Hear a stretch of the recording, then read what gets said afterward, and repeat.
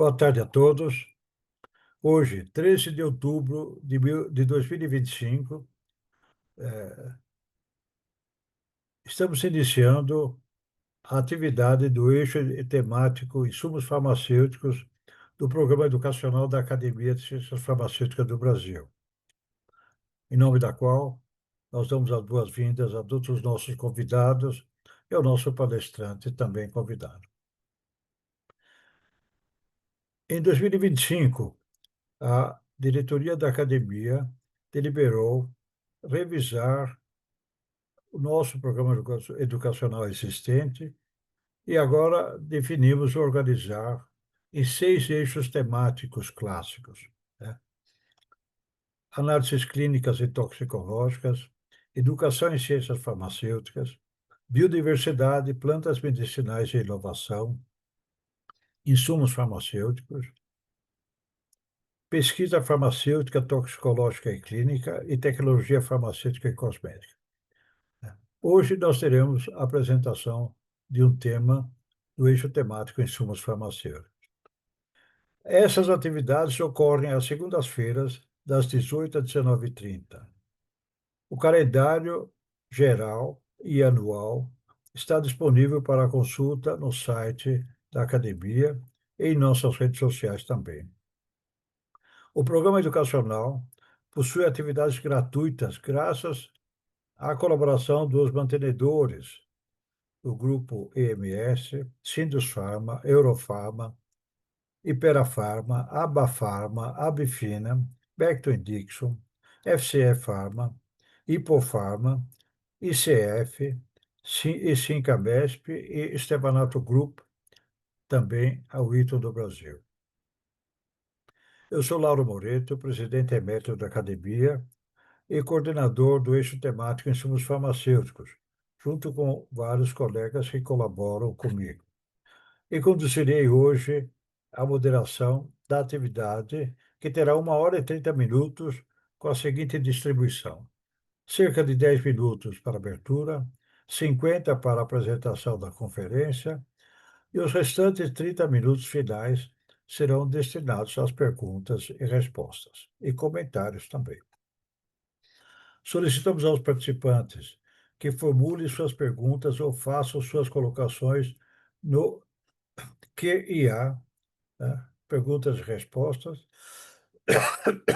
e as colocações serão recebidas e organizadas, e eu procurarei encaixá-las o maior número possível dentro do tempo em que nós temos disponível.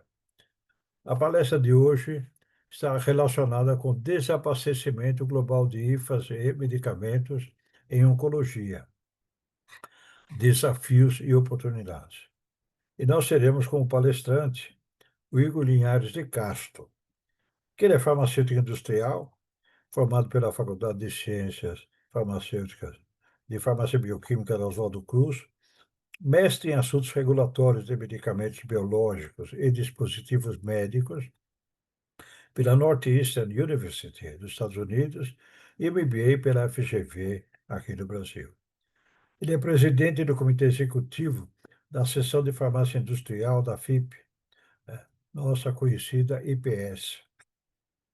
É diretor de assuntos regulatórios para oncologia na América Latina, no grupo Medifarma, responsável pelas estratégias regulatórias da América Latina, membro do Comitê Corporativo de Novos Negócios, suporte e áreas de vendas e marketing. E também é farmacêutico substituto na Farmarim, afiliada no Brasil. Com grande satisfação, convido o nosso Igor Linhares de Castro a iniciar sua palestra. Igor. Lauro, membros da academia, primeiro, muito obrigado pelo convite. É sempre um prazer estar colaborando e estar trazendo, compartilhar conhecimento aqui com todos. Eu acho que, mais do que compartilhar, eu acho que é interessante uma troca. A gente teve um número bastante relevante de inscritos nesse webinar. Como o Lauro já colocou, o tema dessa apresentação vai ser o desabastecimento global de IFAs e medicamentos em oncologia. É um tema que a gente recentemente apresentou no Congresso da FIP em Copenhague. O Lauro e outros membros da academia, com o professor Marco Aurélio Stefano e o Nelson Franco, estiveram lá também, prestigiando, onde eu tive a oportunidade de ser um dos palestrantes e participar dessa mesa de debate sobre esse tema. Deixa eu passar o slide aqui. Essa é uma foto da discussão que a gente acabou de ter no final de setembro, não, desculpa, final de agosto, comecinho de setembro, lá no Congresso Mundial de Farmácia e Ciências Farmacêuticas da FIP, na Dinamarca. Não vou me estender, eu acho que o Lauro, melhor do que ninguém, me apresentou, falar um pouquinho da nossa agenda, né, o que a gente inclui nessa apresentação. Eu revisitei ela em relação ao que a gente apresentou em Copenhague, né? Acho que valeu a pena traduzir para português e incluir alguns comentários que foram frutos aí das discussões. Então, a gente começa com um panorama geral sobre esse tópico, os fatores principais que estão acarretando desabastecimento hoje, as regulações que impactam na cadeia de suprimentos, né, supply chain, aspectos econômicos, algumas oportunidades, tanto para empresas quanto para reguladores também, do meu ponto de vista, incorporação de novas tecnologias e acesso, alguns pontos de geopolítica que têm impactado, e estudo de caso. Eu coloquei aqui um asterisco, porque, na verdade, eu vou intercalar os estudos de caso com cada um desses temas que eu gostaria de compartilhar com vocês. O panorama geral, basicamente, que a gente tem hoje é uma crise de desabastecimento de quimioterápicos clássicos, né, as chamadas terapias de base, ou como a gente fala no exterior, backbone therapies. Isso está acarretando desabastecimento não só dos IFAs, como consequência dos medicamentos quimioterápicos essenciais em várias regiões do mundo. Normalmente a gente costuma tratar de desabastecimento de uma maneira regional, né?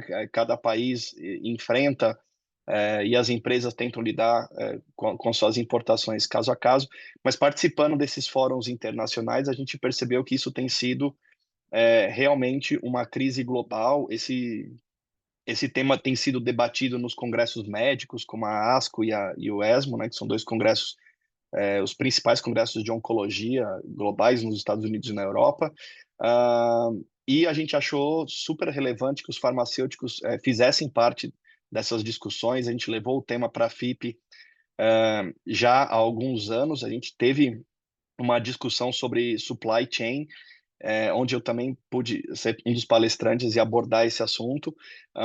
E esse ano, em Copenhague, a gente teve uma sessão dedicada ao tema de desabastecimento em oncologia, e tem sendo tema recorrente, né? A gente teve, no mês passado, no início desse mês, o Todo Junto contra o Câncer, né? Um congresso bastante relevante de oncologia aqui no Brasil, aonde teve também uma mesa redonda discutindo esse assunto, enfocado para o desabastecimento de oncológicos em pediatria.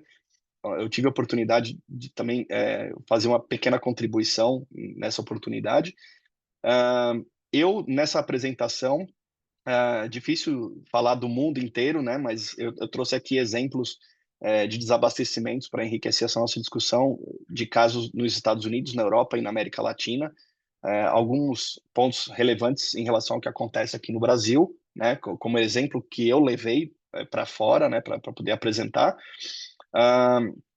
O cenário, né, como consequência dessa crise de desabastecimento, as principais consequências, né, isso limita o acesso aos tratamentos mais adequados.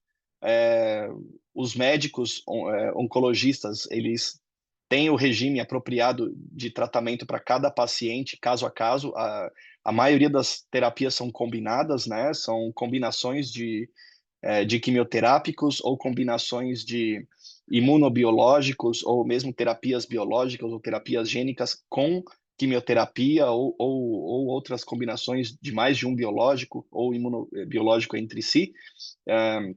E o que acontece é que quando um desses medicamentos não está disponível, os protocolos clínicos têm que ser adaptados, né? Então, a premissa, né, do juramento médico e também nós dos farmacêuticos de sempre tentar promover o melhor tratamento possível para cada paciente, acaba sendo falho, né, nesse aspecto, pela falta de disponibilidade de alguns medicamentos. E aí o paciente, claro, se não recebe o tratamento que seria mais adequado ou dentro do protocolo clássico, os desfechos clínicos acabam não sendo aqueles mais conhecidos ou esperados dentro da prática médica, e muitas vezes isso impacta diretamente. Quando a gente fala de pacientes com câncer, os desfechos clínicos principais que a gente observa é a sobrevida e a qualidade de vida. Então, automaticamente, você está falando de duas coisas que acaba tendo um impacto muito grande, não só para o paciente, né, a sobrevida dele, a qualidade de vida, como tudo que está em volta dele, né, a sua vida profissional, a sua vida familiar.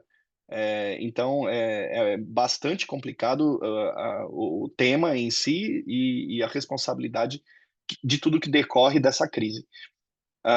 Aqui uns exemplos para vocês que eu apresentei, né, nessas duas oportunidades na FIP. Esse é um slide que eu apresentei no Congresso de Cape Town ano passado.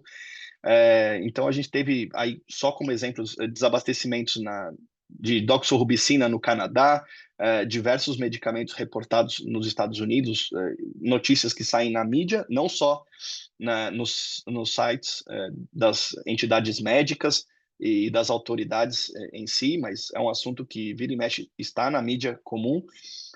Entidades de pacientes e profissionais no Brasil. Então, a gente tem aqui um exemplo da Abrale, que é muito ativa também. Há alguns anos atrás, aqui é uma notícia de 2018, haviam naquela oportunidade vários oncológicos com reportes de desabastecimento, seja por instituições ou profissionais membros. Então, essas entidades vão coletando informação e trazendo à luz para a discussão da sociedade e das empresas e das agências regulatórias. Então, alguns fatores que a gente entende, né, que contribuem significativamente para o desabastecimento de oncológicos ao redor do mundo. A vigilância regulatória rigorosa, né? Eu vou usar alguns termos aqui um pouco mais abrangentes, não necessariamente aqueles que estão na legislação da Anvisa. Quando a gente tenta tratar de uma maneira global, a gente tenta usar alguns termos que são amplamente conhecidos. A gente teve especificamente subiu a barra, vamos dizer assim, né? Os requisitos regulatórios e de qualidade para controle de insumos farmacêuticos e de medicamentos subiram significativamente ao longo dos anos. Várias autoridades na América Latina têm se alinhado com os estándares do ICH, do PIX. A Anvisa se tornou membro dessas duas iniciativas, então a gente teve uma convergência muito grande das normativas no Brasil com o do exterior, e automaticamente a gente tem um processo de adequação ou não, né, do mercado e para tentar atender esses estándares num período de transição. Ao redor do mundo, a gente tem uma discrepância muito grande, então eu vou entrar em cada um desses pontos. É, os critérios de qualidade mais elevados, então automaticamente nem todos os fabricantes vão cumprir com todos os requisitos, e aí a gente tem isso levando a cenários de desabastecimento. Um número limitado de IFAs em conformidade, bem como os fabricantes, e aí a gente fala não só dos requisitos regulatórios ou de controle, mas também das boas práticas de fabricação né, desses fabricantes, conforme mais e mais autoridades começam a ter estrutura e exercer algum tipo de fiscalização sobre as plantas, isso também impacta na demanda de IFAs global. É, o custo, né, obviamente, né, a gente fala o cost of the goods, o COGS, a gente fala do custo. se a gente tem um número menor de fabricantes em conformidade, menor concorrência, automaticamente aqueles que investem nos testes adicionais ou em melhorar suas unidades fabris, automaticamente isso repassa para o custo deles de produção e acaba sendo repassado nos preços de distribuição global, impactando a negociação desses fabricantes com os fabricantes de produto terminado. A gente tem alguns pontos de geopolítica e economia que eu trago para vocês. Vou explicar mais detalhe, o impacto de guerras, por exemplo, sobre cadeias de suprimento. Os rumos de P&D, a gente tem uma troca que vem já há algumas décadas de menos investimento em moléculas sintéticas e maior investimento em moléculas biológicas e terapias avançadas. É, isso é um fato, isso está ocorrendo, a gente observa em relatórios de análise de mercado e isso também impacta, obviamente, esses medicamentos de alto custo, que acabam tendo uma margem maior, são mais atrativos e automaticamente medicamentos mais antigos vão deixando de ser fabricados ou sendo investigados para novas indicações. E a gente tem também os critérios né, como a aprovação de novas tecnologias, né, a análise, a avaliação de novas tecnologias em saúde, no caso do Brasil pela Conitec, né, mas a gente tem isso em outras agências ao redor do mundo e como os prazos dessas agências e os critérios muitas vezes também acabam impactando e levando a cenários de desabastecimento, e é interessante neste caso específico que isso impacta não só medicamentos genéricos ou similares, mas acaba impactando também no acesso a medicamentos inovadores e, eventualmente, a gente pode ter desabastecimento em alguns mercados globais de medicamentos novos e inovadores. Eu trago aqui para vocês uma tabela que eu apresentei lá no Congresso da FIP em Copenhagen. Não é derivado de uma pesquisa ou publicação minha, né, ou tese de mestrado e doutorado, nem nada. Na verdade, eu quis trazer exemplos de medicamentos de alto custo, principalmente biológicos, cuja a eficácia e as aprovações e as indicações que estão aprovadas em bula dependem também do uso combinado com quimioterápicos clássicos e antigos, né? Justamente marcando aqui aqueles medicamentos clássicos, as terapias de base, que tiveram relatos de desabastecimento. Então, eu construí essa tabela de uma maneira bem dinâmica, utilizando de várias fontes. Primeiro, as fontes oficiais de autoridades, de entidades médicas e profissionais, relatórios de pesquisa de mercado, ou mesmo pesquisando notícias que saem na mídia, relatório, publicado de falta desses medicamentos.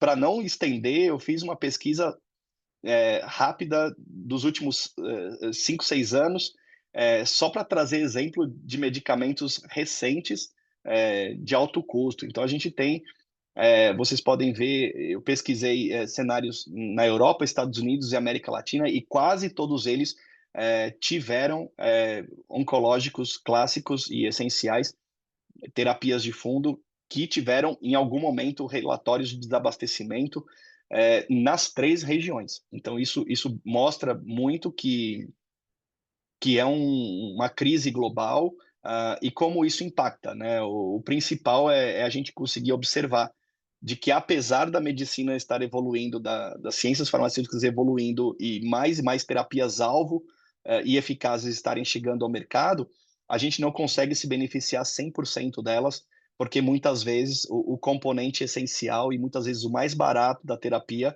não está disponível para o paciente e para os médicos. Então, isso é bastante sério e é uma coisa que a gente tem trazido para o debate e a atenção. Lauro, eu estou observando que algumas pessoas estão levantando a mão. A gente discute as perguntas durante a apresentação ou ao final, como você Não, prefere? não, não. Senão a gente perde o controle, o Igor. Você faz sua apresentação por cerca de 40 a 45 minutos. Quando for 7 horas, um pouco antes, você encerra a sua apresentação e aí nós temos chance de explorar todos os assuntos que estão sendo questionados. Siga direto, Perfeito. por favor. Perfeito. Obrigado, Lauro. Bom, eu acho que a gente vai ter tempo de discutir todas as perguntas mesmo ao final. As apresentações nos congressos da FIB normalmente são mais curtas, mas eu vou tentar apresentar, eu incluir mais algumas coisas, eu acho que o tempo vai ser super suficiente. Um primeiro estudo de caso que eu queria compartilhar com vocês, né, dentro daquela tabela de exemplos que eu trouxe, né, um dos medicamentos blockbusters que a gente tem hoje em dia é o pembrolizumab, né, ele é usado em diversos tipos de câncer, né, principalmente é, câncer de pulmão, é uma das indicações mais usadas, e melanoma também. É, a indicação dele e o regime de tratamento prevê a combinação dele com carboplatina, por exemplo. Então, só para a gente ter uma ideia, né, eu trouxe aqui, inclusive eu apresentei isso no congresso da FIP, a, a, a referência do Brasil, né, o preço CMED, R$ 20.000 um frasco ampola do biológico, e a carboplatina, o preço, dependendo da concentração, variando de 147 a 1.300 reais. E aí, fazendo o cálculo, né, de um paciente médio, e o custo anual e o custo por ciclo, né, a gente vê o tamanho da discrepância, né?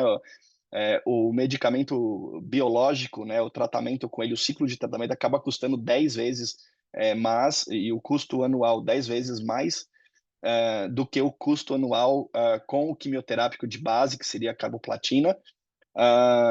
E aí, muitas vezes, a gente tem a inclusão, né, no sistema de saúde desse biológico no mundo inteiro, e muitas vezes a gente não consegue ter a eficácia máxima que a gente gostaria para o paciente, porque a carboplatina não está disponível e ela custa 10 vezes menos. Então, isso tem sido reportado como uma das maiores frustrações dos médicos nos congressos médicos, e a indústria farmacêutica é sempre questionada, né, da disponibilidade desses medicamentos, e às vezes é bastante difícil explicar, né? Então, eu vou desenrolar aqui a apresentação, a gente vai discutindo outros temas.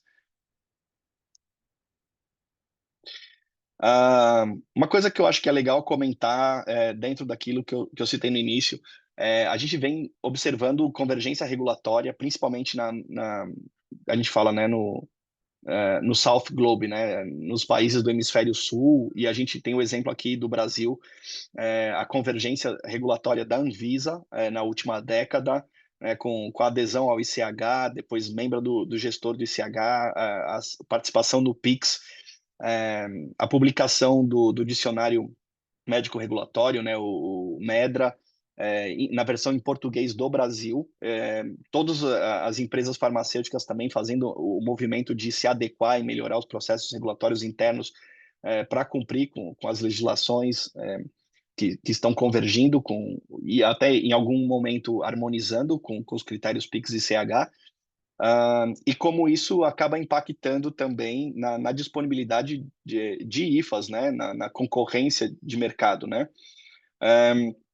O principal aspecto que a gente tem observado hoje, né, foi que em 2023 houve a inclusão, né, foi identificado na Europa as impurezas derivadas de nitrogênio, principalmente as nitrosaminas, em medicamentos sartanas, né? Então, eles têm um potencial carcinogênico, e aí acabou, em cima dessa descoberta, sendo criado guias para controle muito rígido sobre essas substâncias e a presença delas e o impacto delas nos medicamentos produto terminado.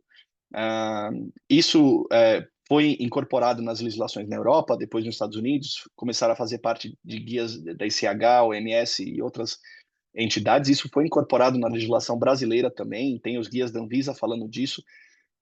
Hoje o controle de nitrosaminas ele faz parte dos pré-requisitos para a gente registrar os IFAs e os medicamentos no Brasil. Isso tem que ser feito pelos fabricantes dos insumos farmacêuticos ativos e também pelos fabricantes dos medicamentos. Basicamente, o critério, né, busca, primeiro, identificar a presença das substâncias, identificar se a substância tem um poder carcinogênico, e caso sim, o quão intenso seria, né, esse potencial carcinogênico, né, a potência. Isso foi o que foi identificado em 2023 e pautou a construção dos guias internacionais. O guia europeu, que foi o primeiro que formou base e acabou sendo implementado, né, ou adaptado em vários países, inclusive o Brasil, ele trazia a adequação por 3 etapas. A primeira seria uma análise de risco, identificar quais seriam os IFAs através das rotas de síntese e dos DMFs, quais substâncias têm risco de produzir como impurezas ou substâncias relacionadas a essas substâncias com poder carcinogênico. Caso identificado que há risco, então partir para a etapa 2, que seriam os testes confirmatórios. Na análise de risco, a gente avalia a, a, a presença dessas substâncias, e aí, através dos testes confirmatórios, a gente poder quantificar se as quantidades dessas substâncias representam um risco para que o IFA não seja utilizado, ou o medicamento não seja utilizado, ou não. E a partir desses resultados, a gente ir para a etapa 3, que seria realmente atualizar todos os registros, né? A gente adequar os registros dos medicamentos vigentes, porque automaticamente isso já passa a fazer parte dos novos medicamentos que estão para serem registrados, com a implementação de controles permanentes. Então, a gente vai ter o mapeio da situação e, a partir daí, o controle dessa situação permanentemente. E quanto mais a gente avança com a coleta de dados, mais a gente vai conhecer o potencial, mais a gente vai ter dados de literatura que vão ajudar na análise de risco. No caso do Brasil, a maioria dos medicamentos são genéricos e similares, então a gente acaba se pautando muito, né, nas informações já produzidas pelos medicamentos inovadores, mas a gente sabe que se os fabricantes de IFA usam rotas de síntese distintas, então automaticamente eles também têm que fazer a própria análise, né, nessas 3 etapas, e os fabricantes de medicamento têm que acabar cumprindo. Automaticamente a gente está falando do IFA, dos critérios de boas práticas de fabricação, e depois do medicamento, porque se o IFA não é controlado de uma maneira adequada, o medicamento precisa ser também para compensar o que não foi estudado adequadamente no IFA. O correto seria os dois serem super controlados, né? Que é o que a legislação prevê hoje. A gente acaba vendo como isso impacta no desabastecimento, né? Uma vez que a gente tem todos esses critérios sendo implementados, a gente está aumentando a qualidade dos IFAs e dos medicamentos, mas isso acaba tendo um custo, né? A gente sabe, nem todos os fabricantes de IFA vão ser qualificados, nem todos eles vão se adequar, e automaticamente eles não podem ser utilizados, então isso coloca uma pressão sobre a cadeia de suprimentos pela menor oferta de IFAs, que cumprem com todos os requisitos. Então, se antes as empresas farmacêuticas tinham um universo muito grande de empresas para prospectar e buscar a melhor condição de mercado para adquirir os IFAs, a maioria são vindos da Ásia, né? Então a gente sabe que essa negociação acaba os custos de importação são altos, então a gente acaba tendo suspensões, cancelamentos e às vezes até recolhimento de medicamentos e de IFAs que não cumprem os critérios atuais. Se a gente tem uma menor oferta desses IFAs e por parte desses fabricantes, aqueles poucos que realmente cumprem 100%, terminam por repassar isso nos seus custos de produção e nos preços que eles cobram dos fabricantes no Brasil e em outras partes do mundo. Isso acaba desbalanceando o mercado, porque os preços no Brasil, por exemplo, são controlados pela CMED, Então, se os fabricantes de medicamento têm o seu preço controlado, mas ao mesmo tempo o IFA não tem o preço controlado e eles passam a pagar mais caro por esse IFA que cumpre com todos os requisitos, em alguns momentos esses fabricantes vão ver que o medicamento não compensa para eles fabricar, ou porque eles não têm a margem mínima de lucro que eles gostariam, ou como pode realmente acontecer, medicamentos inviáveis, que o custo de produção é mais alto do que o preço que eles conseguem colocar no mercado. A realidade que a gente tem hoje, eu vou falar um pouquinho mais para frente, realmente um pouco assustadora, porque os fabricantes de medicamentos oncológicos clássicos sequer conseguem praticar o preço CMED. Como o cenário regulatório, quando os medicamentos foram registrados há décadas atrás, permitia uma concorrência muito maior, haviam muito mais medicamentos no mercado e a própria concorrência baixou os preços dos medicamentos. Então, apesar do preço CMED ser alto, na prática, esses medicamentos acabam custando muito mais baratos. E quando tem repasse do IFA, eles não conseguem repassar isso para os preços simplesmente porque as instituições, os hospitais, as clínicas, têm os registros antigos de preço e acabam não querendo adquirir. Então, o mercado precisa se reajustar para encontrar um equilíbrio que permita a gente ter maior oferta de produtos no mercado. O segundo estudo de caso que eu trago para vocês é relacionado às boas práticas de fabricação. Né? Então, eu vou trazer um caso hipotético aqui, mas que eu julgo que é 100% plausível, né? Que seria um medicamento que tenha um supply chain normal, com um registro sanitário, pode ser no Brasil, com apenas um fornecedor de IFA aprovado. No caso do Brasil, né, seria um dossiê anterior às normas de DIFA e CADIFA, que saíram em 2020. Um exemplo, a gente está falando dos oncológicos clássicos, então isso é perfeitamente possível. Um IFA fabricado na Ásia, com certificação pela União Europeia, no caso a EUDRA, é completamente plausível, uma planta certificada pela EUDRA e com o CEP, né, o certificado que seria equivalente ao registro do IFA na Europa, e automaticamente é um IFA que é super aceito na América Latina, ou por reliance, né, reconhecimento, né, de agências como a Anvisa, que tem critérios equivalentes, ou países que são menos regulados e que as agências aceitam, consideram que um certificado europeu é um estándar de qualidade suficiente para eles exportarem para lá. E uma fábrica de produto terminado, que é uma planta exportadora que seja certificada da Anvisa. A gente tem todas as empresas brasileiras certificadas pela Anvisa, mas a gente tem também empresas no Mercosul, a gente tem empresas em outros países que têm o CBPF válido da Anvisa, e a partir dessa planta exporta esses medicamentos clássicos para o mundo inteiro, inclusive para iniciativas da OMS né, o programa de qualificação da OMS. Então, realmente seria completamente plausível a gente ter esse cenário. Então, vamos imaginar o seguinte,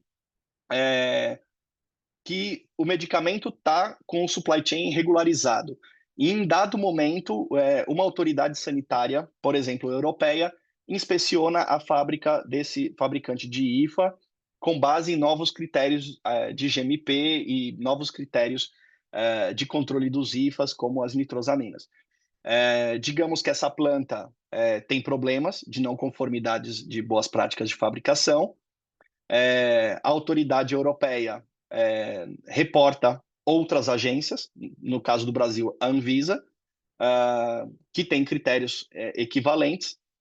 A nossa planta exportadora automaticamente não pode adquirir esse IFA, porque ele está sendo fabricado sem as boas práticas de fabricação. E se a gente não pode fabricar essa planta nessa planta exportadora, automaticamente a gente não pode distribuir no nosso próprio mercado ou mesmo exportar.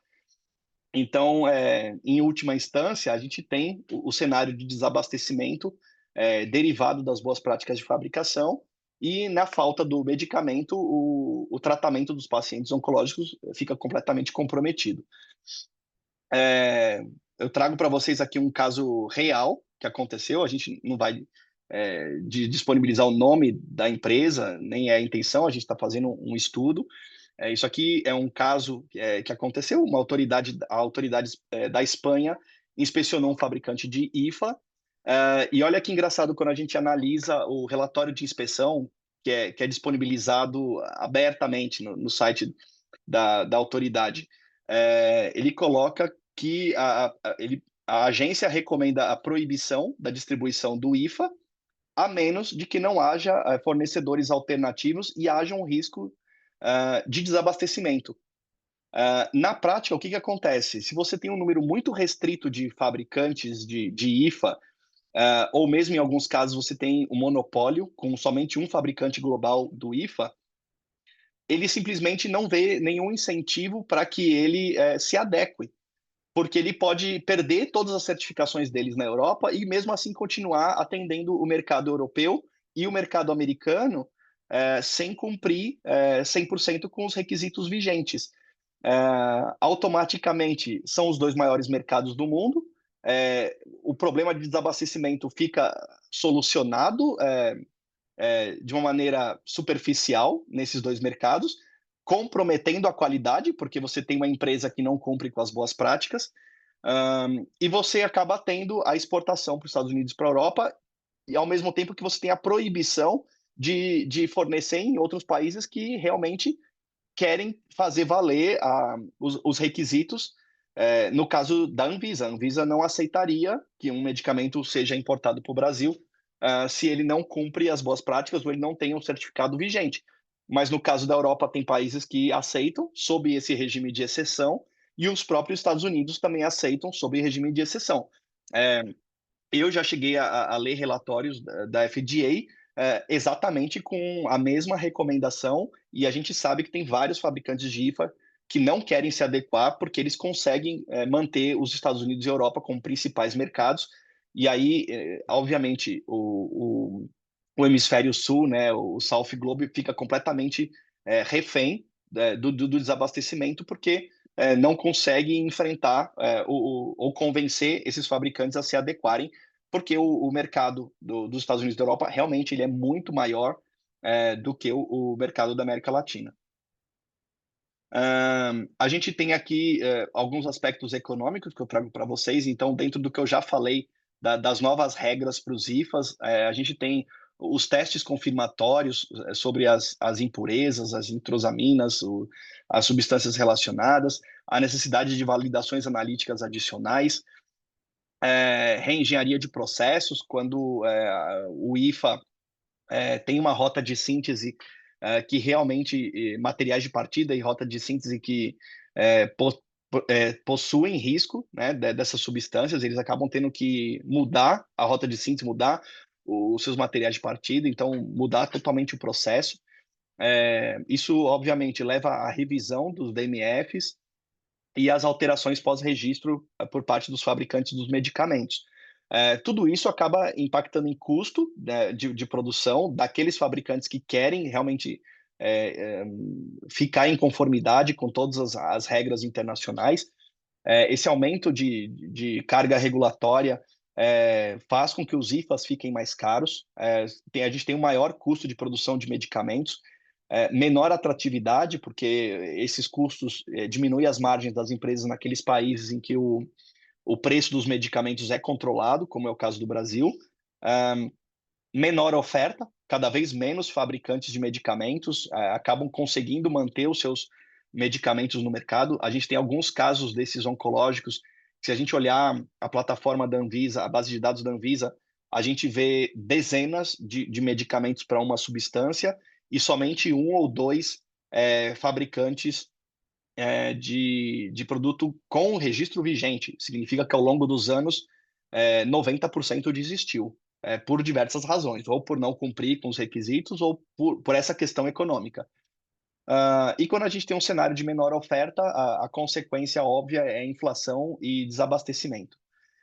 Então, a gente tem realmente uma pressão muito grande das farmacêuticas, perdão, em negociar com cada vez menos fornecedores, aqueles que realmente querem cumprir 100% com os requisitos, e a Anvisa ela é uma das agências que realmente ela é muito estrita de que os requisitos sejam 100% cumpridos, e às vezes a gente enfrenta até cenários em que não há fornecedores para um determinado IFA que cumpram 100% as regras. E hoje a gente não tem mecanismos ou abertura para tratar do tema. Ok, eu não tenho um fornecedor ou eu não identifiquei um fornecedor que cumpra 100% os requisitos. Eu posso trabalhar com um que cumpra 70%? Aí a gente entra na discussão. Realmente, no caso de um paciente oncológico, em que a sobrevida é um dos fatores mais significativos, deixá-lo sem tratamento, esperando a disponibilidade de um oncológico, pode ser mais danoso do que a disponibilidade de um medicamento que tem algum tipo de risco inerente, que não era controlado há 30 anos atrás, mas hoje a gente concorda que precisa ser controlado, mas eu acho que caso a caso precisa ser avaliado para benefício do paciente, né? A gente fala muito na FIP de colocar o paciente no centro das tomadas de decisão e que uma regra não serve para tudo. Então, eu acho que no caso da oncologia isso é muito verdadeiro, e eu acho que a gente precisa trabalhar de uma maneira multilateral para conseguir fazer isso, para a gente encontrar soluções, né? Eu proponho aqui o que pode ser feito, né? As ações responsivas de curto prazo. Num primeiro momento, quando acontece o desabastecimento, é mitigar os impactos e retomar o mais rápido possível esse abastecimento. Hoje, 99% do que a gente tem é esse cenário, é apagar incêndios. Então, o que eu acho que deveria ser feito, mas nem sempre isso é alcançável, a abordagem colaborativa, né? A gente ter todas as partes interessadas resolvendo o mesmo problema, né? E aí os fóruns de discussão, como os congressos, ou mesmo esse webinar proposto pela academia, são extremamente importantes para trazer à luz a necessidade desse debate e acabar abrindo fóruns de discussão com as próprias autoridades. Então, da parte dos fabricantes de medicamentos e de IFAs, primeiro é um plano para minimizar os impactos e retomar o abastecimento. Se eu sou um fabricante de medicamento, a primeira coisa é entrar em contato com o fornecedor desse IFA. Se ele vai parar de fabricar esse IFA ou se ele não está em conformidade, como a gente pode ajudá-lo e encontrar um meio em conjunto ou uma negociação comercial de que ele não suba tanto o preço do IFA ou que ele tenha interesse em se adequar, para que a gente faça um acordo ganha-ganha para manter o IFA disponível e não precisar retirar o medicamento do mercado e retomar o abastecimento. A gente já presenciou, no caso do Grupo Medfarma, algumas negociações super bem sucedidas com fornecedores de IFA que queriam tirar o IFA do seu portfólio e acabaram voltando atrás quando a gente acabou construindo junto um plano de negócio e uma negociação que fosse viável manter o IFA e manter o medicamento. E aí a gente conseguiu retomar e resolver algumas situações. Os healthcare professionals, né, os profissionais de saúde, o que eles podem fazer? Isso foi muito discutido na FIP. Um dos palestrantes que participou da mesa redonda comigo era da Associação de Farmacêuticos Hospitalares dos Estados Unidos, e então ele falou muito sobre isso, né? O que eles podem fazer? É o apoio aos pacientes, ajudar os médicos na revisão de protocolos, ajustar os regimes de tratamento, monitorar o estoque das instituições, se eles mantêm comunicação com as indústrias farmacêuticas e conseguem ter algum nível de previsibilidade, as indústrias farmacêuticas conseguem, junto com o fornecedor do IFA, fazer um estoque de segurança, os hospitais a mesma coisa, com um estoque de segurança, até que o abastecimento seja retomado, ele conseguir. Por exemplo, quando tem medicamentos, muitos são injetáveis, a gente tem um paciente que não utiliza todo o frasco ampola, que é a dose calculada por peso. Então, acaba tendo descarte. Mas se dentro do hospital eles conseguem agendar a quimioterapia de vários pacientes no mesmo dia, eles conseguem, então, otimizar o uso dos frascos e ter menos desperdício. Então, isso é uma contribuição para o desabastecimento. E as autoridades sanitárias, né, as National Regulatory Agencies, né, seria implementar critérios como priorização de análise, cartas de compromisso, a confiança regulatória, o reliance, a revisão do ambiente regulatório, das normativas. A gente sabe que a Anvisa está constantemente fazendo isso, mas não é o caso em todo o mundo. E eu acho que sempre há espaço para melhorias, né? O que nós temos hoje são algumas normas da Anvisa que existe a norma de priorização de análise, existe a norma de reliance e compromisso, mas no caso da oncologia não existe nada específico para a oncologia. Então, os critérios adotados para todos os outros medicamentos não necessariamente são os mais adequados para a oncologia. Por mais que se priorize, a gente pode ver prazos que diminuem, por exemplo, de 18 meses para 10 meses, ou 8 meses, ou mesmo 6 meses. Mas será que um paciente com câncer pode esperar 6 meses? Essa é a discussão. Num caso de desabastecimento, no caso do câncer, depende do estágio e da progressão da doença, é um caso de vida ou morte. E a gente tem muita judicialização. Então, acaba que esses pacientes acabam importando medicamentos sem a qualidade controlada que ele encontra disponível em países menos regulados. Então, a gente precisa ter um olhar específico para os oncológicos, para que essas soluções que foram implementadas ao longo dos anos realmente sejam efetivas para resolver o desabastecimento. Eu acho que as análises de risco são fundamentais. Eu acho que, como uma ação de resposta, primeiro seria a adequação dos fabricantes e dos DMFs, ações e cronogramas. Eu acho que qualquer coisa que a gente consiga trabalhar com esse fabricante, com base em um plano de correção das não conformidades, tanto das boas práticas quanto do DMF, trazem previsibilidade. Eu acho que isso é super importante. Se a indústria farmacêutica sabe quando o fornecedor do IFA vai entrar em conformidade, quando ele vai poder retomar o abastecimento, a indústria farmacêutica fabricante do medicamento também pode dar essa previsibilidade e aí avisar as agências sanitárias, os profissionais de saúde e as entidades o status desse desabastecimento, o que está sendo feito e a previsão de retomada do abastecimento normal.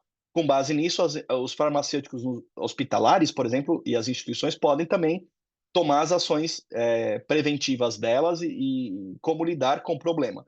Então, eu acho que essa abordagem é multidisciplinar.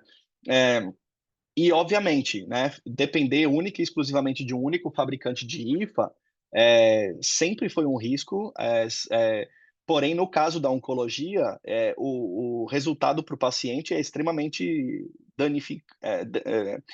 danoso, porque além, né, do impacto financeiro para as indústrias farmacêuticas, claro, de perder um produto do portfólio, são pacientes que estão ficando sem os tratamentos. Então, eu acho que uma das coisas que as empresas podem imediatamente ter seria as suas áreas de desenvolvimento, trabalhando na busca e na qualificação de fabricantes alternativos para esses IFAs. E aí a parceria com esses fabricantes. Se a gente faz análise de risco e identifica que um fabricante não cumpre 100% os requisitos atuais, trabalhar com ele nesse desenvolvimento. O que pode ser incorporado pelo fabricante do medicamento e aquilo que não, como pode ser negociado com eles, porque, claro, se os fabricantes do medicamento têm mais de uma opção de IFA dentro do seu registro, isso vai trazer uma resiliência para a cadeia de suprimentos. Se um dos fabricantes eventualmente sair do mercado ou tiver um problema, a gente tem um segundo já aprovado e que a gente pode automaticamente incorporar na fabricação do medicamento e não chegar numa situação de risco de desabastecimento. Oportunidades para as empresas, então eu acho que é construir uma cadeia de suprimentos resiliente. Então eu falo isso como longo prazo, porque qualificar um novo fornecedor, fazer todos os testes de comparabilidade e estabilidade com lotes fabricados com um novo fabricante de IFA leva tempo e dinheiro. Então nem todas as empresas têm interesse em fazer isso. Mas eu acho que isso é importante para construir uma cadeia de supply chain resiliente, né? Então, a gente proteger os pacientes dos impactos desses possíveis desabastecimentos, e ter uma política de preços que seja sustentável, né? Então, acho que se eu tenho um fornecedor secundário e o preço dele pode ser mais caro do que o primeiro, e aí, por essa razão, eu optei pelo primeiro, considerando que os dois estejam cumprindo os requisitos, a partir do momento que o meu primeiro falha, né, eu vou ter problema com o meu preço e o custo de produção usando o segundo fabricante. Então, como que isso pode ser conversado? Se as regras dos preços são bem estabelecidas e há um consenso no mercado, a gente consegue ter um número maior de medicamentos que não precisem chegar com risco de desabastecimento. E a abordagem colaborativa, eu acho que é um problema que não dá para ninguém querer resolver sozinho. As agências não conseguem resolver sozinhas, os profissionais de saúde, as empresas e os fabricantes não conseguem. Então, realmente tem que estar todos trabalhando em conjunto na construção de soluções. Vigilância regulatória e de qualidade, eu acho que monitorar de perto o status das boas práticas e da documentação de produção e de qualidade dos IFAs, dos nossos medicamentos, isso já faz parte do ciclo de vida regulatório dos medicamentos, mas a gente sabe que muitas vezes na prática nem isso não acontece, principalmente em países que não são tão regulados ou que as agências não têm uma estrutura tão consolidada quanto é a da Anvisa, normas e políticas rigorosas, né? Então, o caso das boas práticas que eu citei para vocês, não basta ter a regra, todos têm que aplicar a regra da mesma forma, né? Antecipar o mapeamento dos riscos de desabastecimento. Então, quanto mais a gente tem comunicação com os nossos fornecedores, maior a previsibilidade que a gente tem, mais a gente consegue prever situações de risco de desabastecimento. E planos de longo prazo, de P&D e regulatório, para conseguir incluir nos registros dos medicamentos essenciais sempre mais de um fornecedor aprovado. Se tiver políticas de incentivo para que as empresas trabalhem nesse desenvolvimento, que nem sempre a gente está falando de medicamentos com uma margem muito pequena, muito antigos, com preços muito baixos. Então, nem sempre essas empresas vão ter interesse em desenvolver, porque os lotes que elas usam no desenvolvimento muitas vezes têm que ser jogados no lixo. Porque se a empresa fabrica os lotes e tem que esperar 18 meses ou 2 anos a aprovação da autoridade sanitária, quando o pós-registro é aprovado, aquele lote já não tem uma validade suficiente para ir para o mercado. Então, isso representa perdas para a indústria farmacêutica. Então, se é possível ter políticas também de incentivo voltadas para a oncologia ou IFAs estratégicos. Eu acho que tem que ter um olhar bastante amplo para que isso, o que as empresas podem fazer, mas também o que o setor público pode fazer. E no caso das empresas, proteger o portfólio de ruptura. Se elas conseguem ter vários fornecedores aprovados, aqueles medicamentos que são estratégicos para a companhia acabam estando blindados, né? A gente tem uma proteção contra desabastecimentos.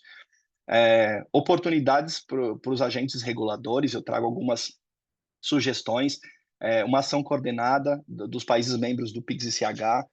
Então, por exemplo, se a Anvisa está aplicando os requisitos de boas práticas e um IFA que não cumpre boas práticas ou um medicamento que não cumpre boas práticas não pode ser vendido no Brasil, se essa empresa exporta para os Estados Unidos e para a Europa, as empresas brasileiras que compram esse insumo não conseguem negociar, porque o mercado americano e europeu é muito maior, muito mais robusto. Mas, a partir do momento que os três territórios, Estados Unidos, Europa e América Latina, aplicam as mesmas normas, os mesmos critérios da mesma maneira, por exemplo, eu posso ter uma carta como aquela da Espanha que eu mostrei para vocês, se ela estivesse vinculada a uma carta de compromisso com prazos para que esse fabricante se adequasse, e se após aquele prazo o mercado europeu fechasse as portas para ele, eu garanto que ele teria se adequado e que a gente não teria desabastecimento na América Latina. O mesmo vale para os Estados Unidos. Então, eu acho que essa ação coordenada principalmente dos países que fazem parte do PIX e do CH. A gente tem a Anvisa como o nosso representante do Brasil, mas a gente tem outras autoridades da América Latina, a Animate da Argentina, que faz parte do PIX há bastante tempo. A gente tem México, a gente tem Colômbia, a gente tem o Peru, que recentemente iniciou um processo para se tornar membro ICH. Então, eu acho que isso é uma realidade, mas eu acho que isso tem que ser discutido. Exceções temporárias para os fabricantes de oncológicos. Então, hoje, né, de maneira pragmática, o que pode ser feito?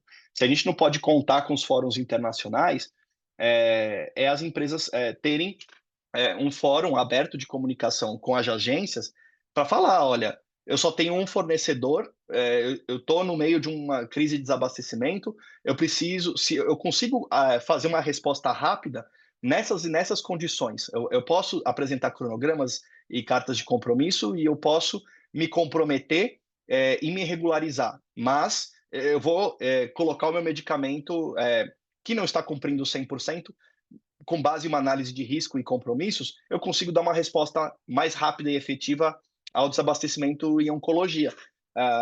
E aí, claro, cabe o papel da agência, se concordar com o cronograma e os compromissos, de monitorar a implementação disso. Isso já existe de uma maneira ampla no Brasil para os medicamentos, mas ele está vinculado à aprovação do registro e os prazos são altos, né? Então, no caso dos oncológicos, que o urgente é mais urgente do que os outros, muitas vezes, a gente precisa de um olhar diferenciado.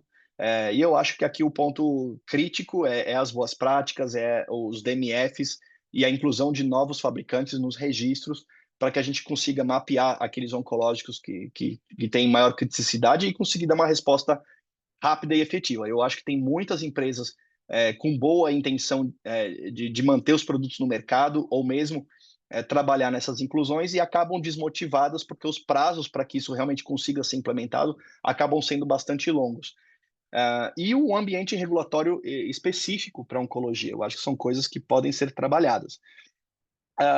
No ambiente de acesso, a gente tem aqui, por exemplo, eu trouxe dois gráficos, né, construídos em cima de dados da FPA e da OMS, né, por exemplo, que mostram que o acesso e a análise de novas tecnologias nos países desenvolvidos é muito mais rápida do que nos países menos desenvolvidos, né, os low and mid-income countries. Da mesma maneira, a incorporação e o acesso é muito mais rápida e muito maior no setor privado do que no setor público. Então, isso está comprovado com base na análise dos tempos, né? E quando a gente olha, por exemplo, esses números de uma maneira um pouquinho mais ampla, praticamente a gente vê que no setor privado os pacientes acabam tendo acesso mais rápido a novos medicamentos, a medicamentos inovadores, duas vezes mais rápido do que aqueles pacientes que dependem do setor público. Eu falo aqui tanto do fornecimento quanto do financiamento, porque alguns países não têm um sistema público de saúde como o Brasil, mas eles têm políticas de financiamento ou cofinanciamento de medicamentos de alto custo. E aí o paciente também depende desse auxílio para viabilizar o próprio tratamento. É um caso típico dos Estados Unidos, por exemplo. Os pacientes desenvolvidos acabam tendo acesso 3,5 vezes mais rápido do que aos medicamentos oncológicos do que os países em desenvolvimento. E isso é um fato. E isso, quando a gente olha os números, tanto no setor público quanto no setor privado, é exatamente 3,5 vezes mais rápido nos países desenvolvidos.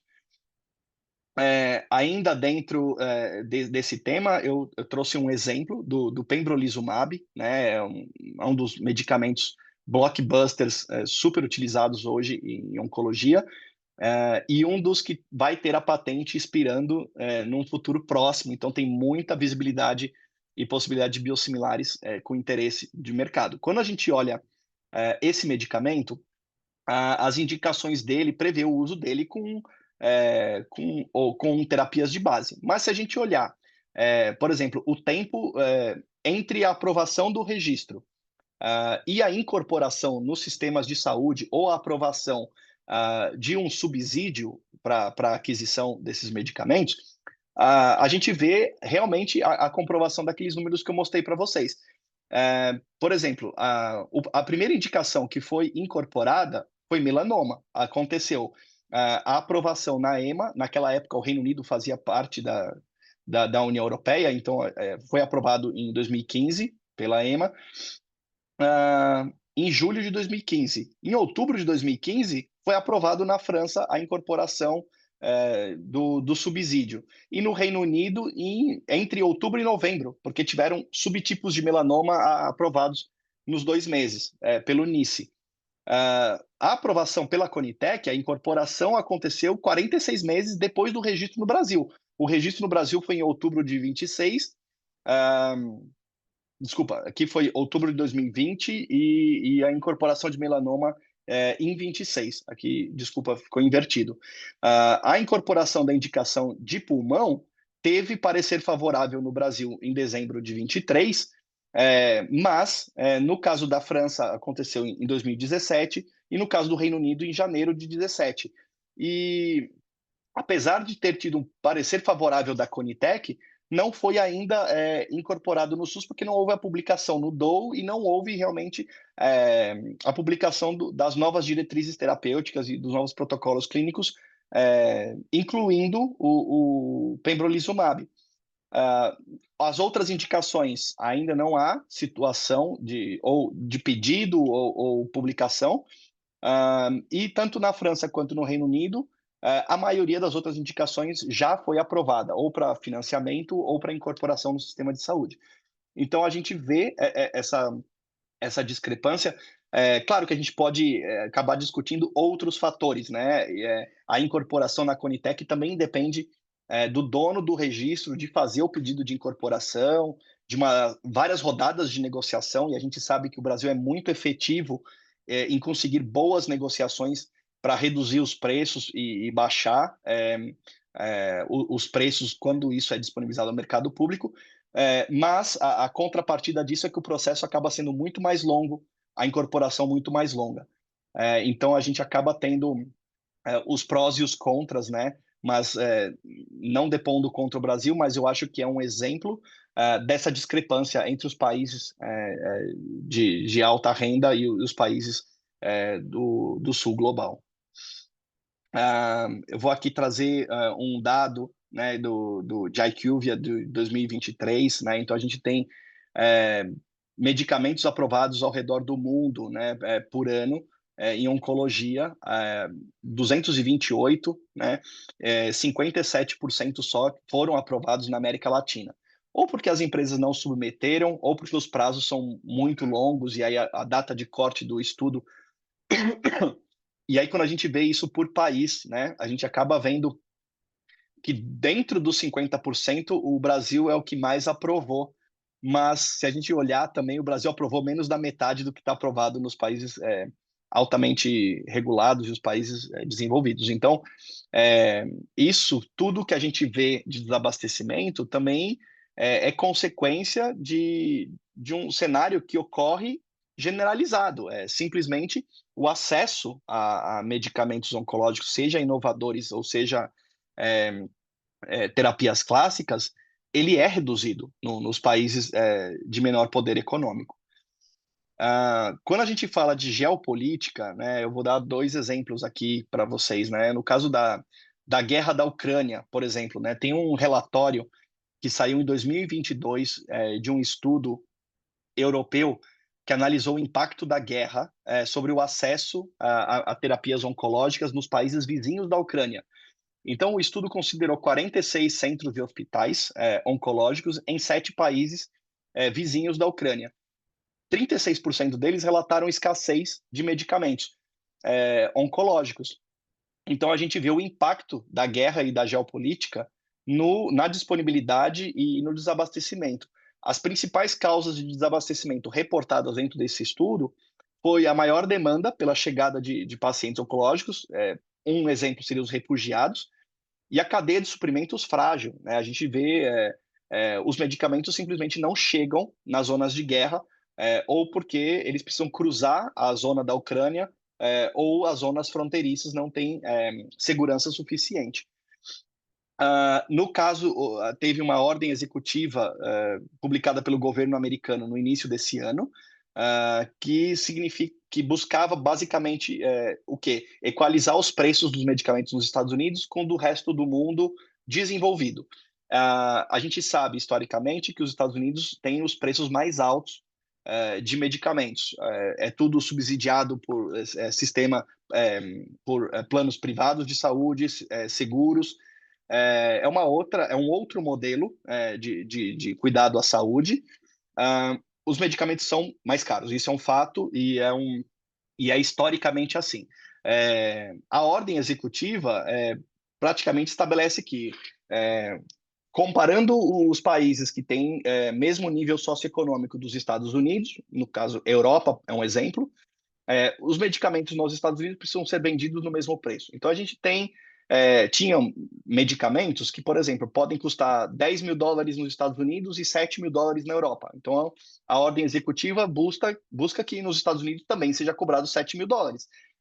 Quando a gente pensa que todo o medicamento, desde a sua concepção, o R&D, o desenvolvimento até o registro, ele também está suportado por planos de negócios, planos de lançamento, estratégias de preço que buscam recuperar o investimento da empresa sobre aquele medicamento e promover uma margem de lucro aos acionistas e também suportar o financiamento de novos projetos. Quando você tem, no meio do caminho, esse tipo de interferência, mexe no cenário global. Então, automaticamente, a gente acaba tendo algumas possíveis consequências. Isso foi bastante discutido. Vão ter empresas que realmente vão aplicar o mesmo preço global nos Estados Unidos. Isso realmente pode acontecer. Como pode ter outras empresas que, por exemplo, não são globais, são empresas que têm um medicamento inovador nos Estados Unidos e ainda não exporta. Ele pode se sentir desincentivado a exportar, porque se ele vende num preço alto nos Estados Unidos e ele começa a exportar por um preço mais baixo, a margem dele nos Estados Unidos vai diminuir. Então, deixa de ser atrativo exportar. Então, você pode ter tecnologias que vão existir somente nos Estados Unidos e não nos outros países. Ah, Igor, oi, oi, nós já Laura. estamos mais ou menos se estourando no nosso tempo. Você tem ainda muito material para apresentar? Não, tô indo já para o final. Tá bom. Obrigado. E o oposto também é verdadeiro. Se a gente tem no medicamentos que são desenvolvidos na Europa e que eles não podem exportar para os Estados Unidos no mesmo preço, ou eles vão ter que subir o preço deles praticado na Europa, ou eles vão ter que reduzir o preço nos Estados Unidos. Então, isso vai alterar completamente os projetos deles. E eu acho que os mais prejudicados acabam sendo os países do sul global, porque em muitos casos o nível de preço que é praticado nos Estados Unidos e Europa não consegue ser absorvido pelos sistemas de saúde na América Latina. E aí, automaticamente, essas negociações para trazer esses medicamentos importados acabam fracassando e a gente pode ter um atraso ainda maior da chegada de novas tecnologias. Eu acho que, como mensagens finais, né, eu acho que os pacientes oncológicos não podem esperar a política e a tomada de decisão. Eu acho que a crise global é um fato, a escassez global é urgente, ela limita o acesso às melhores terapias, compromete a eficácia dos tratamentos e piora os desfechos dos pacientes. A cooperação multilateral entre todas as partes interessadas para melhorar o sistema regulatório, promover respostas rápidas e evitar as recorrências e construir uma cadeia de suprimentos resilientes, realmente pautada em soluções pragmáticas e duradouras. Eu acho que isso é o que eu gostaria de ver sendo implementado e a gente tem trabalhado para isso. Queria agradecer a todo o time da Medipharma, de oncologia, principalmente, que tem contribuído também com o meu enriquecimento profissional para que eu possa compartilhar esse conhecimento com todo mundo. O time da Farmarim, onde eu trabalho fisicamente, todos os membros do comitê executivo da FIP-IPS, e eu acho que principalmente a minha família, porque a missão de ser farmacêutico toma tempo precioso, que a gente deveria estar com eles, e eu acho que todo esse propósito sem eles também não faria muito sentido. Queria aproveitar para convidar todos vocês a se planejarem para estar no próximo congresso da FIP. Ano que vem vai ser em Montreal, no Canadá, do dia 30 de agosto a 2 de setembro. A gente já começou a trabalhar no programa. Com certeza vai ter muitos assuntos interessantes, não só em oncologia, tratados. Fica aqui também o QR Code, quem quiser mais informações, a gente vai disponibilizando. Quem quiser seguir a IPS nas redes sociais, a gente está também no LinkedIn principalmente, mas também no Facebook e no Instagram. E muito obrigado a todos. Eu deixo aqui os meus contatos. Quem quiser pode me adicionar nas redes sociais ou entrar em contato. Super disponível. Obrigado. Obrigado, Igor. Eu acho que faltou você convidar o pessoal a se filiar à IPS, né? Eu sou Sem membro, dúvida. eu sou membro da IPS, esperava que você convidasse os nossos, aqueles que nos assistem, para participar da IPS e ter um grupo muito bom, muito desenvolvido, com o qual nós vamos, a academia pretende fazer um projeto educacional internacional. Esse nosso programa interno que fazemos aqui no Brasil, todas as segundas-feiras, terá, a partir de 2026, certamente algumas inserções internacionais, né? E, através isso de um acordo que estamos fazendo com a IPS para que possamos intercambiar conhecimentos e níveis de desenvolvimento com outros colegas dessa seção de farmácia industrial. Bom, eu agora teria que, você pode já baixar, fica aqui a- já os e-mails do Igor, porque nós não vamos ter tempo de debater todas as perguntas que já estão colocadas. De modo que aqueles que não conseguirem resposta hoje, podem se dirigir diretamente ao Igor, e ele, com muito prazer, vai fazer esses esclarecimentos. Eu tenho aqui uma opção de perguntas, eu não sei quantas nós vamos poder atacar. Eu tenho aqui um bloco do Humberto, que é o nosso companheiro também, membro da academia, que faz uma dezenas de perguntas sequenciais. Eu vou dar chance de apresentar só a primeira. Ele diz assim: a qualificação dos fabricantes é fundamental. A pré-qualificação dos fabricantes de medicamentos pela OMS encontrou que sem IFA de qualidade não haverá medicamento de qualidade. Alguns países optaram por encerrar fabricantes que não, por fechar, né? Fabricantes que não cumpriram as boas práticas de fabricação. No final das contas, ficará mais fácil inspecionar, registrar e controlar o pós-registro. Com isso que ocorreu nos 5, 6 grupos de medicamentos da OMS, favor comentar o cenário nos oncológicos. Eu acho que E o cenário é o mesmo. Eu acho que é, é, é uma balança bem difícil de equalizar. Quando a gente aumenta a fiscalização e faz cumprir os requisitos, você tem menos oferta. Você automaticamente você está eliminando aqueles fabricantes que querem sempre andar no limite do compliance.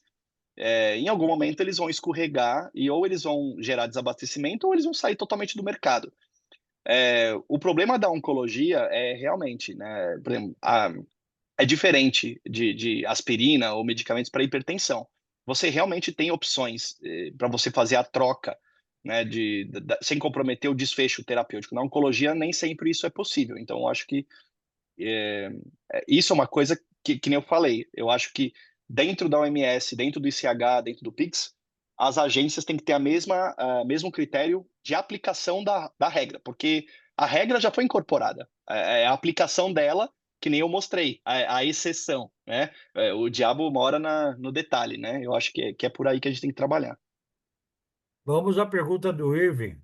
Irving Linares, quase que poderia ser seu parente. A FDA mencionou que a demissão de mais de 200 inspetores, né, traria problemas na avaliação de boas práticas de fabricação. Uma opção seria submeter para a Anvisa. Qual é a sua opinião? Ah, eu acredito, é que no caso, a Anvisa e outras agências aceitam os certificados da Europa e dos Estados Unidos, né? Então, por exemplo, não é que é automaticamente aceito, mas um produto que já teve boas práticas aprovadas pelos Estados Unidos e Europa, ele não tem uma inspeção dupla da Anvisa na maioria das vezes. A Anvisa analisa o relatório de inspeção e concorda ou não com o certificado emitido. É um nível de confiança, né, de reliance. É, o reverso não acontece, né? No caso, se a Anvisa faz uma inspeção e a FDA deixa de fazer inspeção, ela não aceita o certificado da Anvisa. É, mas aí é um problema do próprio mercado americano, né? Dessa confiança, né? O que a gente tem no caso, a administração atual dos Estados Unidos realmente demitiu muitos inspetores. A farmacopeia americana teve vários programas, o programa de inspeção internacional foi cancelado, os investimentos foram muito diminuídos. A capacidade da FDA de realmente inspecionar 100% os fabricantes, principalmente na Ásia, está muito comprometido. Como eles vão manter a mesma qualidade de inspeção e de controle, ainda não foi respondido. No caso, a gente tem os desafios nossos no Brasil também. A Anvisa faz tempo que precisa repor vagas por meio dos concursos e ela está com quadro reduzido, então isso não é uma realidade só dos Estados Unidos. Eu acho que é um desafio aqui também. Vamos à pergunta da Tatiane Ramos. Doutor Igor, parabéns pela explanação. Na sua opinião, esse cenário de desabastecimento é um incentivo ao aumento das falsificações? Pode ser, pode ser, porque quando a demanda é muito alta, né, se torna atrativo não só para quem é um fabricante sério, como quem é oportunista também. A gente viu isso acontecendo na pandemia e eu não acho que vai ser diferente em qualquer outro tipo de cenário de desabastecimento. Se aparece, por exemplo, uma licitação gigante, por exemplo, da OMS para a América Latina, por exemplo, pela UNOPS, vamos citar um exemplo, comprando uma venda grande e nenhuma empresa fornece, vão aparecer falsificadores tentando trabalhar os mercados um a um, ou através de governos ou prefeituras. Isso sempre existiu e eu não acho que é diferente. Então, agora eu tenho mais uma pergunta, que é essa daqui, que eu não entendi, mas enfim, vamos lá. É do Carlos Oliveira. Igor, parabéns pela palestra. Pergunto como fica o controle dos IFAs, com o avanço das plataformas eletrônicas de medicamentos. Eu acho que com as plataformas eletrônicas fica mais fácil encontrar fornecedores e encontrar alternativas. Eu acho que hoje, por exemplo, a Anvisa ela tem ferramentas de Power BI, por exemplo, que a gente pode observar todos os fabricantes que estão com CBPF vigente, todos aqueles que estão com ah, os IFAs que têm já a aprovação da Anvisa, né, o CADIFA, você consegue ter essa visibilidade. Então, antes era muito difícil, a gente dependia da sua área de suprimentos, identificar fornecedores internacionais, às vezes são distribuidores, até chegar num fabricante localizado numa zona industrial da China ou da Índia, era muito difícil. Então, hoje a gente tem muitas plataformas que permitem a gente entender o status dos IFAs. A gente tem consultorias globais que fazem inspeções e disponibilizam os relatórios globais. Então, encontrar os IFAs e encontrar fornecedores ficou mais fácil. O que não ficou fácil é a nossa própria qualificação deles, né? Então, é justamente isso. Igor, eu agora teria umas perguntas minhas que eu também preparei aqui, ouvindo atentamente, já pela segunda vez, quase a mesma apresentação. Mas eu queria saber se o controle de nitrosaminas chegou a afetar ou a gerar desabastecimento de alguns rifas.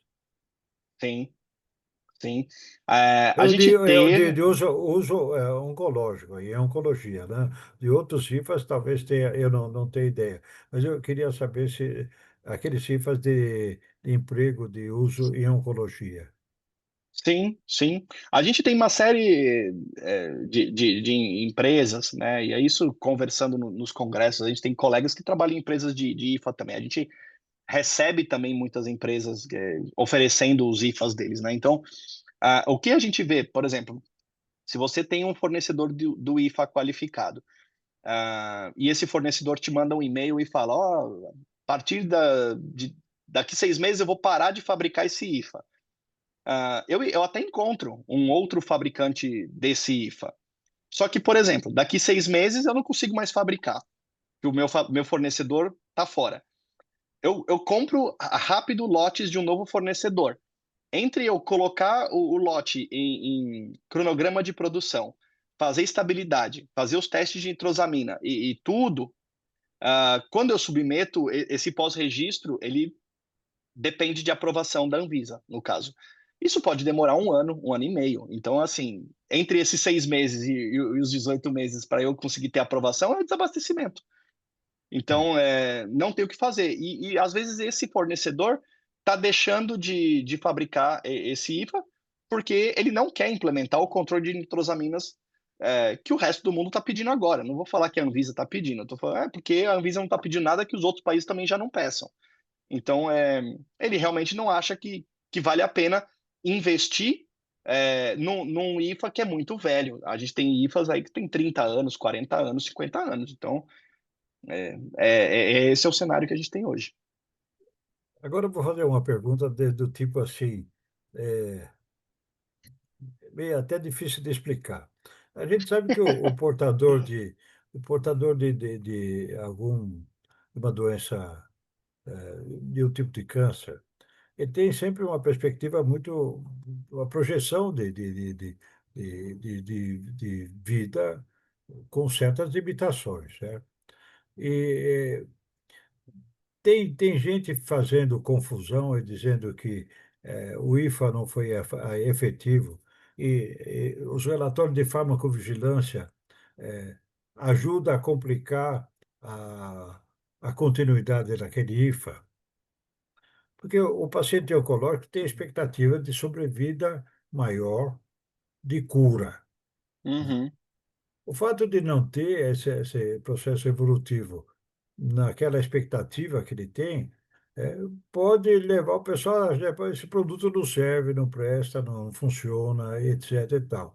E aí os relatórios de farmacovigilância ajudam a empurrar ladeira abaixo o uso desses IVAs e a própria produção.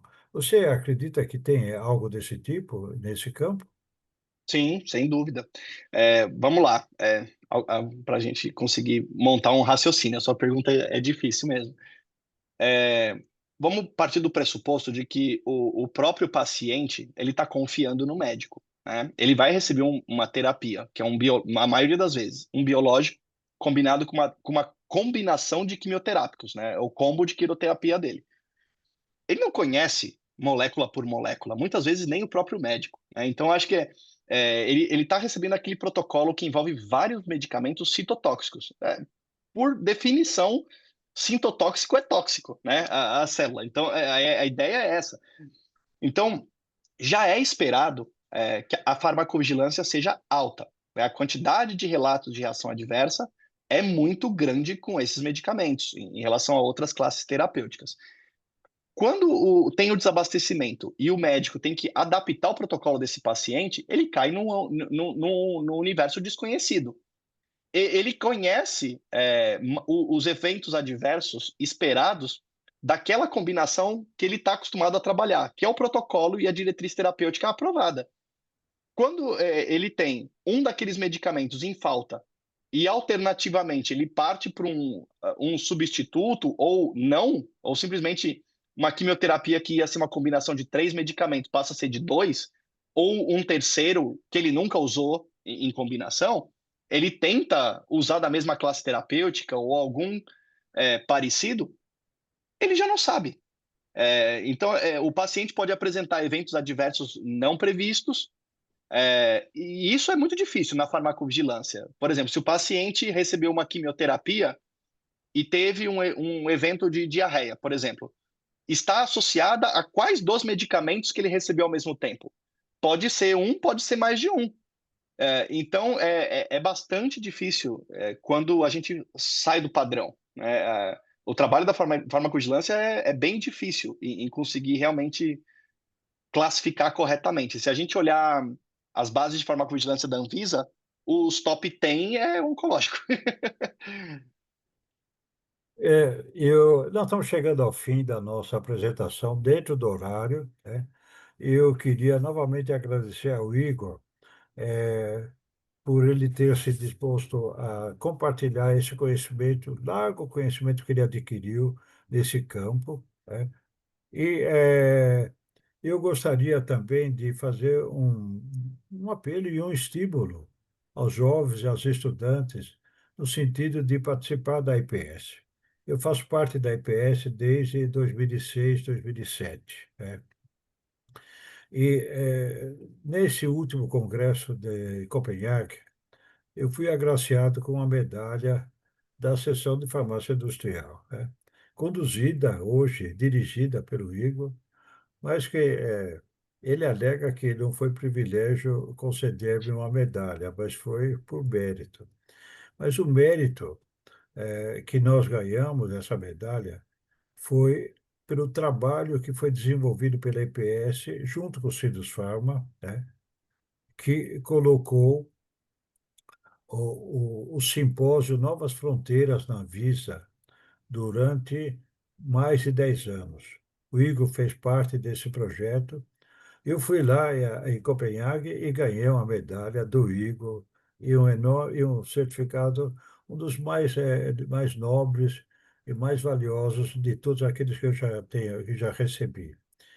Mas eu queria também pedir para a Cibele projetar a outra foto, né, que eu mandei para ela agora, a foto com a moça nossa, uma pós-graduanda que está aqui no Brasil, né, e que também ganhou uma medalha, ganhou um título, né, o Igor, como é? Aqui está. Explica para nós aí o que é que essa moça ganhou e de onde ela é, por favor. A Marissa El Hag, ela é estudante da USP, né? Ela tem origem libanesa e brasileira. Ela é estudante de doutorado na USP aqui em São Paulo e a IPS ela tem anualmente um prêmio que na verdade é um grant, né? É uma ajuda que a gente privilegia um jovem farmacêutico ou um estudante a participar do seu primeiro congresso da FIP, né? Então a gente fornece essa oportunidade. A gente tem um comitê que escolhe os candidatos. No caso dela, teve uma lista muito grande, né, de participantes ela foi escolhida para participar do congresso esse ano e recebeu esse auxílio financeiro da IPS para estar lá com a gente. E nesse dia a gente teve, né, dois brasileiros recebendo homenagens na cerimônia de encerramento do Congresso. O Lauro, né, que a medalha da IPS não é o Igor, é um coletivo, né, é o comitê executivo que escolhe, né, e o Lauro teve a trajetória de vida. É uma medalha que ela é feita para premiar a carreira de farmacêuticos com grande impacto à profissão e à indústria farmacêutica. E eu falo que é por mérito, porque o Lauro é um desses expoentes e um exemplo às novas gerações. Tem sido durante muitos anos e ainda é. Eu acho que é super merecido esse prêmio que a gente conseguiu promover para ele. E também para Marissa, que representa a nova geração, e a gente tem ela mostrou interesse, ela não só de ser membro da IPS, mas também de ser uma auxiliar, né, uma associate no comitê executivo e ajudar, né, uma trajetória também institucional, né, e eu acho que são frutos que a gente está colhendo, né, Lauro? Eu acho que Temos que muitos anos, projetar mais. muitos Nós, anos. nós fizemos um trabalho muito grande com aqueles simpósios na Anvisa, projetou-se Sindusfarma, trouxemos, e acho que quase uma centena de speakers do exterior para aqueles projetos lá da Anvisa. Colaborou muito com o desenvolvimento do pessoal da Anvisa, a capacidade da Anvisa ser incorporada tanto na ICH quanto na PIC, né? Foi em parte fruto disto, né? É, por causa daquele simpósio, que também não foi oferta minha pessoal, nem do próprio Sindusfarma, foi um pedido da época do Dirceu Barbano, que pediu ao Sindusfarma que fizesse, ajudasse a desenvolver os funcionários da Anvisa, os cientistas da Anvisa. E esse trabalho foi muito bem sucedido e registrado num livro que foi editado pelo Sindusfarma e Anvisa ao mesmo tempo. Mas eu queria fazer um apelo e um convite, a todos aqueles que nos assistem e participem da IPS. Filiem-se à IPS. Qualquer novidade, o Igor, vocês já viram qual é o e-mail dele. Se tiver alguma dúvida, podem também me perguntar. E vamos fazer um grande time brasileiro e vamos juntar a IPS no nosso programa educacional, agora num bloco internacional do nosso programa educacional aqui. Vamos separar uma série do total de 30 e tantas palestras anuais. Vamos destacar uma meia dúzia para o pessoal da FIP, especialmente Portugal, da Espanha, que tem a língua espanhola junto conosco. Eu vi hoje presente pessoal do Peru, pessoal de outros países que nos assistem. Vamos fazer um programa internacional. Eu queria registrar, para encerrar, um grande agradecimento ao Igor pela sua participação, parabenizá-lo pelo desempenho que ele está tendo junto à condução da IPS, junto à FIP, e nós temos que ajudá-lo e ele tem que nos ajudar. Vamos seguir juntos de mão dada. Muito obrigado a todos. Deixo a palavra para o Igor para se despedir do pessoal. Eu acho que só agradecer a oportunidade da academia, Laura, eu acho que você falou tudo. Uma das coisas que eu incluí no plano estratégico da IPS é a construção de parcerias com as entidades relevantes das regiões, né? Eu acho que a academia pode ser um piloto, né, e um exemplo que a gente pode construir e servir de modelo para outras parcerias que a IPS precisa ter em outras regiões, como a África, a Ásia, e eu acho que a gente tem total condição, a gente já tem o exemplo do simpósio, que foi extremamente bem sucedido, esse tipo de parceria. Não precisamos reinventar a roda. Eu acho que a academia já tem um programa institucional, a IPS também tem um programa institucional, a gente tem um calendário de webinars dentro da FIP, que são gratuitos também. A FIP tem hoje disponível para ela soluções de tradução simultânea dos webinars que a gente pode trabalhar em conjunto, e aí, inclusive, ter palestrantes de outras línguas e regiões. Eu acho que as soluções estão aí para a gente utilizar, né? Eu acho que a gente tem muita ferramenta e possibilidade. Agradecer demais, acho que todo mundo teve um dia exaustivo de trabalho e a disponibilidade de estar aqui compartilhando todo esse conhecimento. Eu acho que só agradecimento. Obrigado para todo mundo. A todos, uma boa noite e vamos torcer para o Brasil amanhã, novamente, contra o Japão. É isso. Um Isso aí. abraço. Um abraço, boa noite para Obrigado. todos. Obrigado, Lauro. Um grande abraço.